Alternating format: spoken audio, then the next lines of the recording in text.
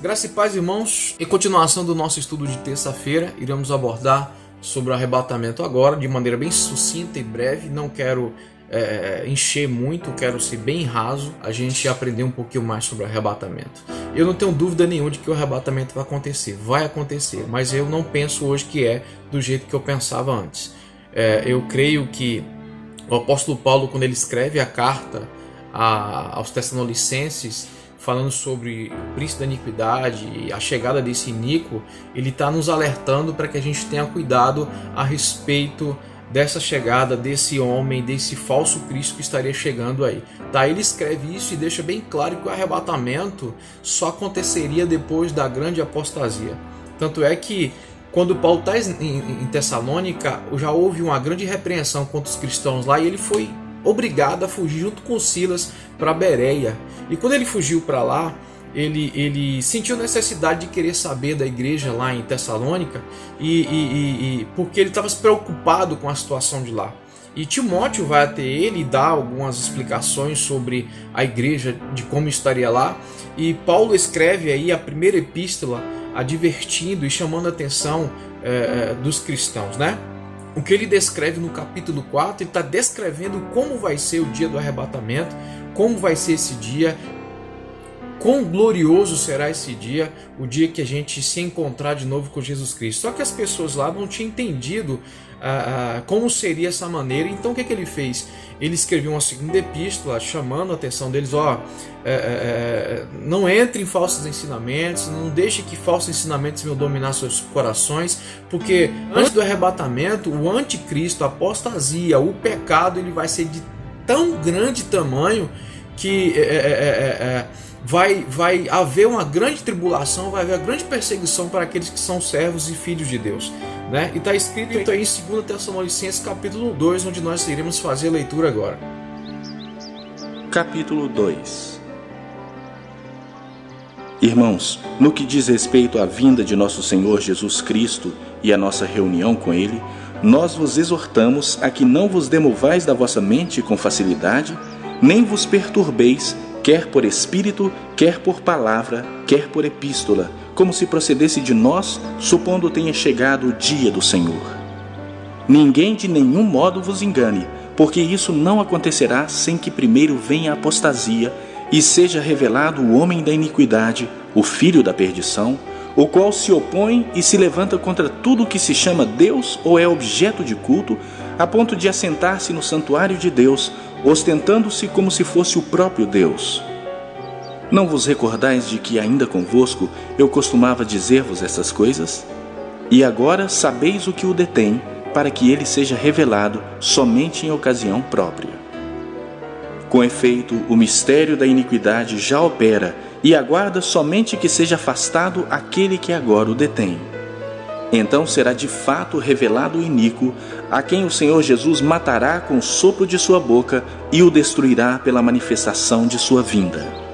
Ora, o aparecimento do iníquo é segundo a eficácia de Satanás, com todo o poder e sinais e prodígios da mentira, e com todo engano de injustiça aos que perecem, porque não acolheram o amor da verdade para serem salvos. É por esse motivo, pois, que Deus lhes manda a operação do erro para darem crédito à mentira, a fim de serem julgados todos quantos não deram crédito à verdade. Antes, pelo contrário, deleitaram-se com a injustiça. Entretanto, devemos sempre dar graças a Deus por vós, irmãos amados pelo Senhor, porque Deus vos escolheu desde o princípio para a salvação, pela santificação do Espírito e fé na verdade, para o que também vos chamou, mediante o nosso Evangelho, para alcançardes a glória de nosso Senhor Jesus Cristo. Assim, pois, irmãos, permanecei firmes e guardai as tradições que vos foram ensinadas, seja por palavra, seja por epístola nossa. Ora, nosso Senhor Jesus Cristo mesmo, e Deus o nosso Pai, que nos amou e nos deu eterna consolação e boa esperança pela graça, consolem o vosso coração e vos confirmem em toda boa obra e boa palavra. Devido a isso, o que Paulo quer fazer com a igreja é chamar a atenção da igreja a ficar firmes na fé, a não se desviarem, a não deixarem os caminhos do Senhor, porque um dia o Senhor vai voltar assim, um dia Ele vai buscar a sua igreja assim, mas antes é necessário que tudo isso venha acontecer na nossa vida. E eu quero trazer um texto para vocês, outro texto em qual nós iremos ler esse texto, e eu queria fazer uma comparação do tempo da época de Paulo, do tempo da época, talvez até da fundação da criação do mundo e do homem, para os tempos que nós estamos vivendo hoje, né? Qual seria essa comparação? 2 Timóteo, capítulo 3, versículo de 1 a 5. Saiba disso, nos últimos dias sobrevirão tempos terríveis. Homens serão egoístas, avarentos, presunçosos, arrogantes, blasfemos, desobedientes aos pais, ingratos, ímpios, sem amor pela família, irreconciliável, caluniadores, sem domínio próprio, cruéis, inimigos do bem, traidores, precipitadores, soberbos, mais amantes dos prazeres do que amigo de Deus, tendo aparência de piedade, mas negando o seu poder. Afaste-se desses também. Está escrito em 2 Timóteo, capítulo 13, versículo de 1 a 13. O que tem a ver isso com a iniquidade? Quando esse tempo chegar, as pessoas já estarão desse jeito aí. Não havendo mais amor, nem fraternal com ninguém, nem com a sua própria família.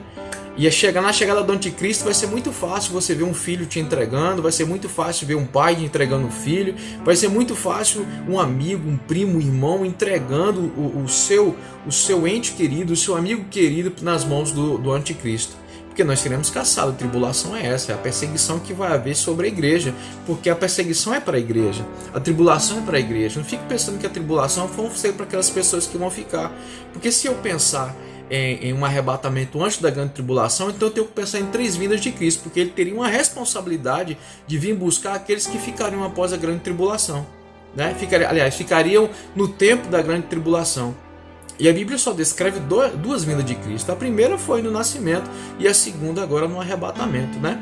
Mas e quando isso vai chegar? Eu fiz algumas comparações e eu queria que você lesse comigo em sua casa depois. Eu não vou ler para o vídeo não ficar longo, mas Mateus 21, ele está retratando a entrada de Jesus, o Rei Jesus, o Messias Jesus em Jerusalém. E o que nós vemos em Apocalipse 6, no versículo 2, é que Satanás ele vai entrar na terra com um cavalo branco, né? E isso vai chamar a atenção de muita gente, né? O anticristo ele vai chegar montado em um cavalo branco a ponto de imitar Cristo em tudo. Então eu acabei fazendo algumas comparações para mostrar quem é Jesus e quem é o anticristo ou a besta, assim como você quiser chamar, né? Como cada um vai chegar. Jesus chegou em Jerusalém montado em uma jumenta, ele dizendo que ele é rei chegado em uma jumenta. Satanás vai chegar dizendo que é rei chegado em um cavalo branco. Qual dos dois desperta mais a atenção? O jegue ou um cavalo? Com certeza o cavalo. Jesus era carpinteiro. E o anticristo possivelmente vai ser um grande político, até mesmo um rei ou uma grande autoridade aí. Jesus ele se batizou aos 30 anos para mostrar que a gente precisa também se batizar com a idade que nós temos conhecimento do pecado. Uma criança não tem conhecimento do pecado, uma criança não peca. Então qual é a necessidade de um batismo para uma criança que não sabe o que é pecado? Mas eu e você, a partir dos 10 anos de idade, nós temos consciência do que é certo e do que realmente nós devemos fazer, né? Então batismo com a criança que não tem consciência não tem valor algum, porque ela não tem pecado. Agora, o batismo a partir dos 10 anos, quando eu tenho consciência, eu tenho consciência, eu tenho que me batizar, me entregar e seguir um princípio que Jesus nos ensina a fazer, certo? E outra coisa que eu destaquei é que Jesus adorou a Deus a tal ponto de toda a glória que ele recebe, Jesus recebe, ele devolve para Deus. Olha que interessante. Satanás não. Satanás ele quer ser objeto de adoração. Ele vai levantar como objeto de adoração e vai se opor tudo aquilo que se chama a favor de Deus, ou tudo aquilo que se chama Deus. Se você estiver dizendo que é de Deus, ele vai se opor a você ao ponto de caçar a tua cabeça, né? Jesus ele se entregou, foi julgado, foi morto para trazer nós vida e vida em abundância, ressuscitou para que a gente pudesse entender que um dia também nós iremos ressuscitar, o arrebatamento do Senhor Jesus. E eu penso eu penso hoje que todas as pessoas que já morreram com Cristo, Jesus já busca essas pessoas, já são arrebatadas por Ele. O ato físico vai acontecer, vai, mas antes disso vem a apostasia, né?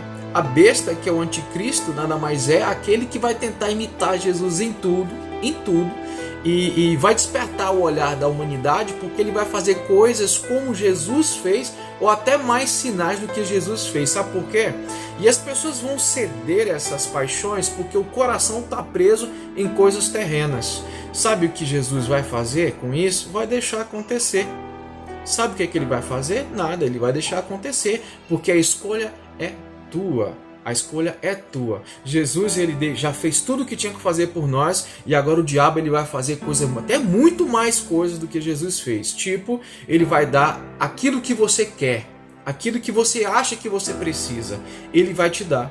E o contexto em si no mundo não tem sido tão diferente não. Tem muita gente indo à igreja só buscar a Deus pelas coisas que eles querem, e não, de fato, buscar a Deus e buscar a promessa de salvação que Jesus nos oferece quando nós nos entregamos e cremos nele como nosso Senhor e único suficiente Salvador, né? Então eu fiz a comparação. Então vamos de novo lembrar, Jesus, ele era carpinteiro, o diabo será um grande político, uma grande autoridade aí no mundo, né? Jesus adora a Deus e Satanás vai ser o próprio objeto de adoração, que não é diferente dos dias de hoje, pelo seguinte, porque muitos lugares hoje já existe algumas adorações a seitas e tantas outras coisas, e colocam o nome de Jesus e o nome de Deus nisso aí.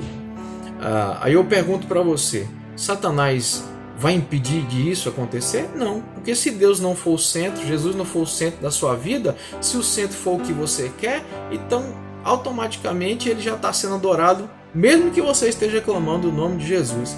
Se a maior necessidade sua for os bens materiais, ou for uma cura, ou uma libertação acima do que Deus te oferece, então ele já está sendo o seu objeto de adoração e você nem sabe disso, né?